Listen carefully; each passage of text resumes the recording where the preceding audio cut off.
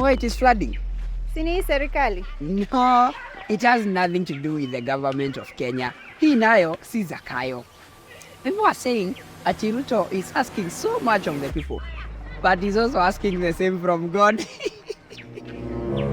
Seriously, you mean you don't know why it is flooding?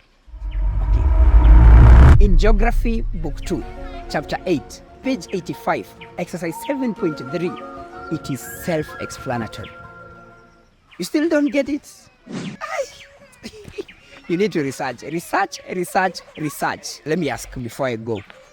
Do you know why it is usually hot before it rains? No. Research.